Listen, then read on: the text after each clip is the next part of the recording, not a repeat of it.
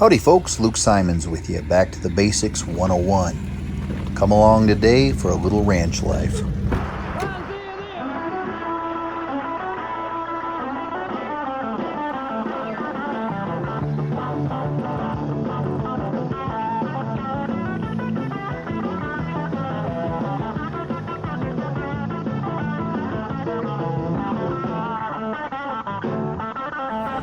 Taking my first trip to town today to the feed store.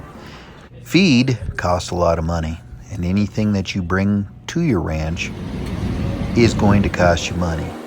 But these calves here, we're not going to put them in our beef program or our grass-fed beef program, I should say.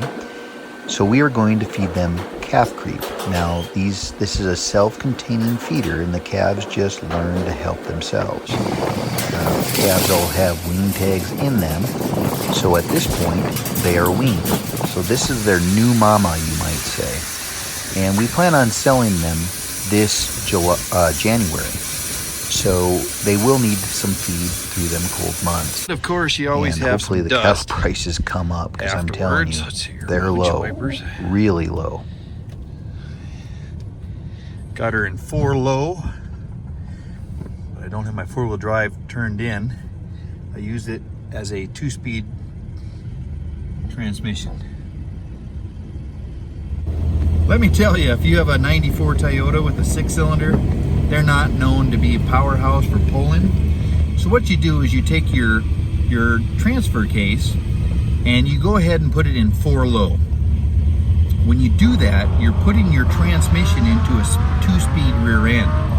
So oftentimes I'll switch in from 4 low with my hubs not locked in, okay, so my front tires aren't spinning, like there's not power to them. They're spinning, of course, but there's no power to them. So my transfer case acts as a 2-speed, so it makes your rear end really low. Like right now I'm in 5 low, just like a 2-speed rear end. If you grew up driving anything with a 2-speed rear end, you know what I'm talking about. But a lot of people don't understand it because stick shifts just aren't real common anymore.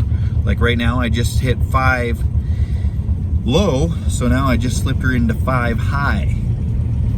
Gives you a little bit of maneuvering abilities, to say the least. Quick trip to the co-op, which is nice because I always get a dividend check if they make a profit, $300 to $700 and that much in stocks, which is nice. We're going to make a quick trip home, drop this creep feeder off. I always like putting my salt and mineral right next to the creep feeder so the cattle congregate there and fellowship there, and those calves will just work their way into that self feeder. Put some mineral out and salt, and then of course we got the creep feeder set up. There's let's see here, 5,350 pounds exactly on that, and calves come in here once they learn what's up. They will come in and they will start to self-feed on that. And these calves here are not going to go into our all-natural organic beef program. These ones here are just late calves, etc. Late calves, there's some misfits in here, etc.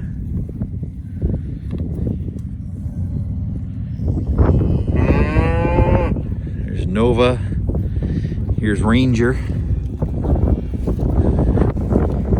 We do have some butcher steers this year and butcher cows, young cows. I'm feeding them cracked corn.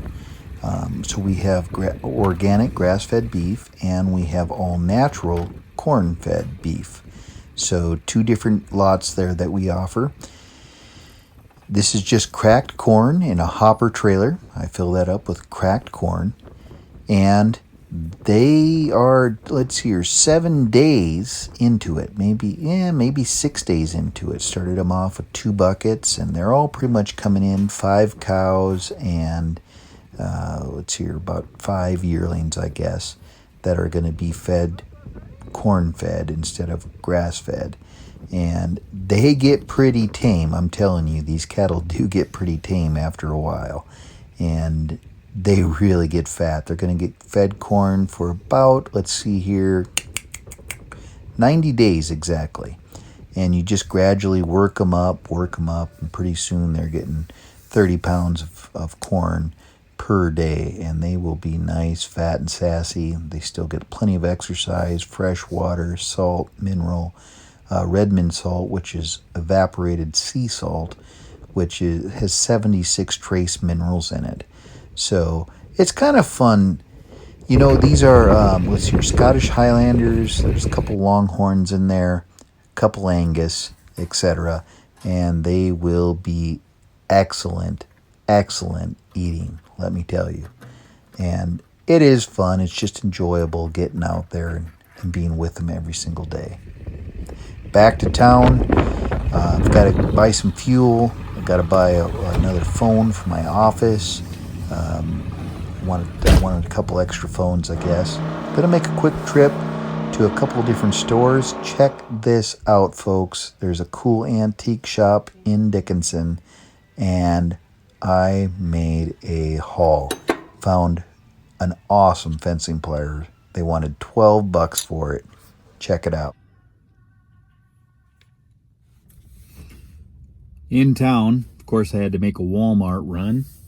Check this out, folks. So, your antique shops, etc., your used stores, you can find some really good deals there. Check this out. Look at that. Fencing pliers. It was $12. That's the good one. They're $50 to $60. Sometimes you can get them for $45. The lady, she recognized me, and I said, yeah, if I had more money, I'd buy all three of them. And she goes, here, take all three of them for $12 plus tax. Look at that, folks. I'm telling you. Isn't that awesome? Ho, ho, ho, ho. Man, this guy here is an oldie. It's got the rivet sticking out. SEB